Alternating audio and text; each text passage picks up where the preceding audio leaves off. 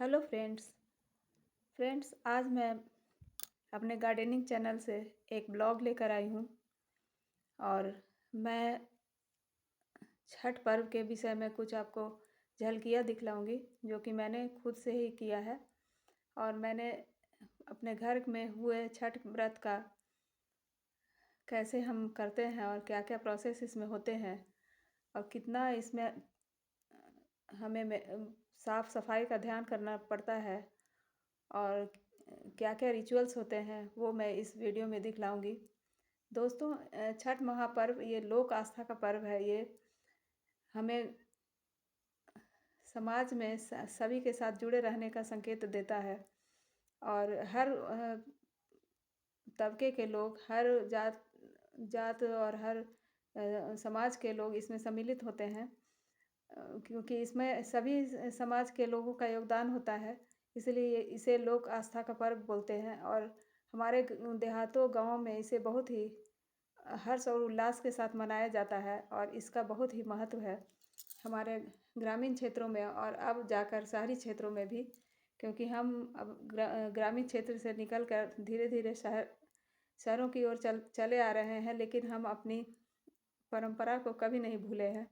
और इसी तरह हम चाहते हैं कि हमारे समाज में इस परंपरा को लोग आगे ले जाएं, हमारे बच्चे, हमारी बेटियां। तो ये पर्व 3 दिनों का होता है और पहला दिन नहाय खाए से शुरू होता है और दूसरा दिन हमारा खरना पूजा के साथ शुरू होता है और वो उसका प्रसाद भी हम खाते हैं उस और अगला दिन अस्ताचलगामी सूर्य का हम अर्घ देते हैं। काफ़ी सारे फल और पकवान बनते हैं इन इन दिनों। तो सभी के साथ हम अर्घ देते हैं और पूरे दिन हम उपवास रखते हैं, निर्जला उपवास। तो दौरा लेकर हम शुरू करते हैं इस अस्ताचलगामी सूर्य को अर्घ देने के लिए। दौरा में हम अर्घ का सारा सामान रखते हैं और पहुंच जाते हैं अपने घाट की ओर। तो इस बार हमने अपने छत पे ही एक घाट, छोटा सा घाट बनाया है, उसी में हम अर्घ देंगे। और दोस्तों, आजकल घाटों पर बहुत ही भीड़ होती है, इसलिए हम अपने छत पे ही इस व्रत को करने का मन बनाया है। तो इसलिए छोटा सा हमने तालाब बनाया है घर छत पे और उसी को हमने फूलों से और केले के पेड़ों पौधे से सजाया है। और सबसे पहले हम इसमें डुबकी लगाते हैं, नदी, तालाब या अपने घर के पॉन्ड में। डुबकी लगाने के बाद हमारे यहाँ की बेटी बहुएं हमें सिंदूर लगाती हैं और उसके बाद जो सूप में फल और पकवान हम सजाते हैं उसको हमें हमारे हाथों में देती है ताकि हम सूर्य को अर्घ दे सकें। देखिए, इस तरह से। और जैसी हमारी मान्यता होती है उस तरह से हर हर क्षेत्र में इसका अलग अलग थोड़ा थोड़ा विधान चेंज हो जाता है। किसी में कुछ सूप में कुछ सजाया जाता है, लेकिन सबसे ज़रूरी है कि इस समय के जितने भी मौसमी फल हैं उसमें सजाए जाएं। और ठेकुआ का प्रसाद हमारे यहाँ ज़रूरी होता है, उसको भी बनाया जाता है। ठेकुआ है और एक चावल के आटे का उसको लड्डू बोलिए या लड़ुआ बोलिए, चावल का आटा, घी और दूध के साथ इसको बनाया जाता है।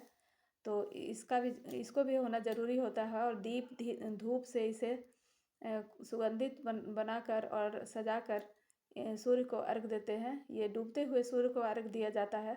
दोस्तों, हमारे यहाँ डूबते हुए और उगते हुए सूर्य को दोनों को ही अर्घ देने की परंपरा है।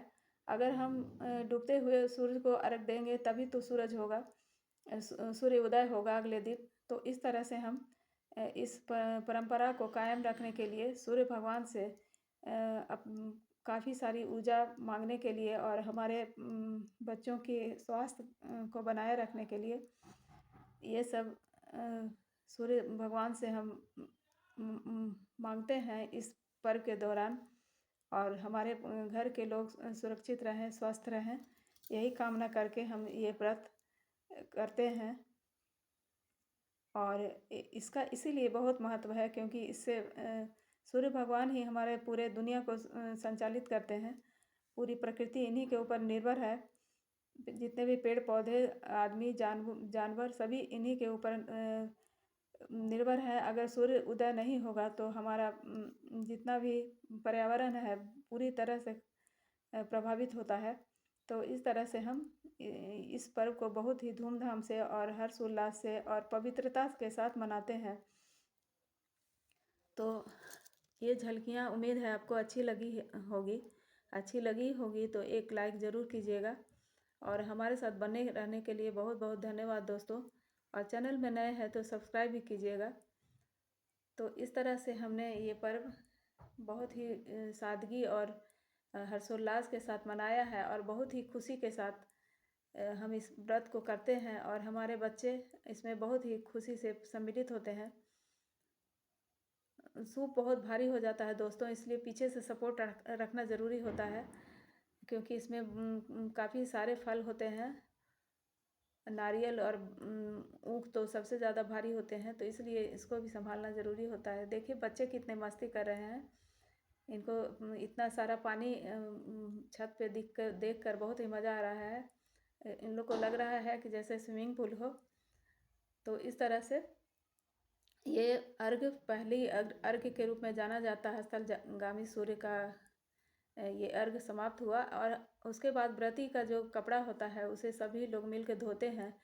इससे बहुत पुण्य मिलता है ऐसा लोग मानते हैं और इससे अपने हाथ पैर भी पोंछते हैं, चेहरा आँख सब पोंछते हैं। इससे निरोगी होने का वरदान मिलता है। तो इस तरह से सारे बच्चे हमारे घर के बेटी बहुएं सब मिलकर इस साड़ी को धो रही हैं और ये तालाब देखिए कितना सुंदर बन के तैयार हुआ है और बहुत ही सुंदर लग रहा है। इस तरह अब देखिए ये हमारे ग्रुप फोटोग्राफ है जिसमें हम लोग जितनी औरतें हैं सारी की सारी इसमें सम्मिलित हैं और सभी ने मिलजुल कर इतना काम करके और इस व्रत को पूर्ण किया है। और अगला दिन सुबह का उदयमान सूर्य का अर्घ देने का होता है, तो उसकी भी झलकियाँ मैं दिखलाऊंगी दोस्तों। वीडियो में अंत तक देखने के लिए बहुत बहुत धन्यवाद। Thanks for watching.